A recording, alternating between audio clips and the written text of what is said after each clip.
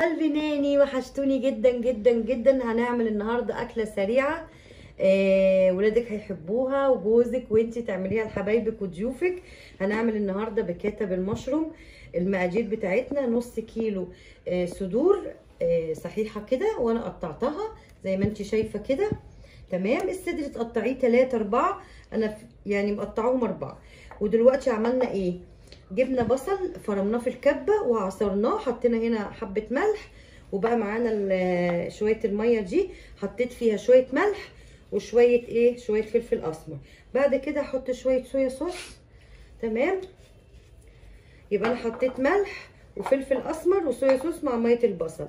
هنزلها بقى هنا الفراخ بتاعتي اهي كده، واسيبها حوالي نص ساعه في التلاجة تشرب من التتبيله دي، وبعد كده اطلعها واوريكي هعمل فيها ايه. قلبي بعد ما سبتها نقعت مع بعضها شويه بنزلها في الزبده. بصي انا وطيت النار عشان الزبده ما تتحرقش مني.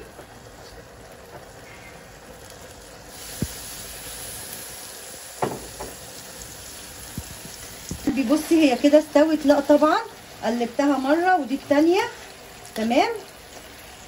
هشيلها معايا في الطبق عشان نكمل مع بعض الوصفه. هي كده لسه ما استوتش اهي. نشيليها بقى كده. شايفه في نفس الطاسه اللي عملنا فيها صدور الفراخ بتاعتنا اهي، بنفس كده كله. حتى بصوا في حته صغننه اهي. تمام عادي جدا اهي. حطينا معلقه زبده ومعلقه سمنه اللي متوفر عندك. تمام. وحطينا كمان شايفه ده فص توم مهروس كده على حرف السكينه اهو. اوكي.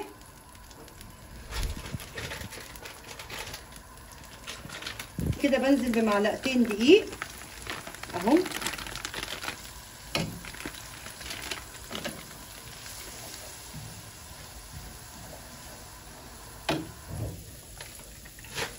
اهو يا دوبك يتشوح كده الدقيق، وبعد كده بنزل عليه بكوبايه حليب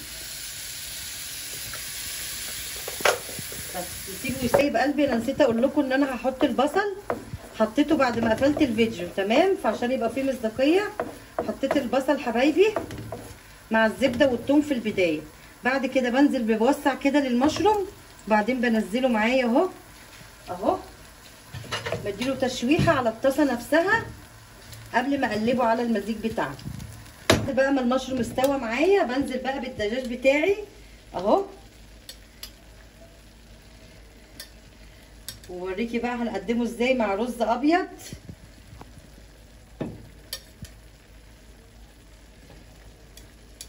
طيب قلبي ناني بعد ما عملنا البكاتا القمر، تعالي ندوقها بقى مع بعض. بصي لازم تجيبي سكينه. ايوه كده. بصي الجمال ولا اروع. جربي الوصفه دي واعملي لي اعجاب.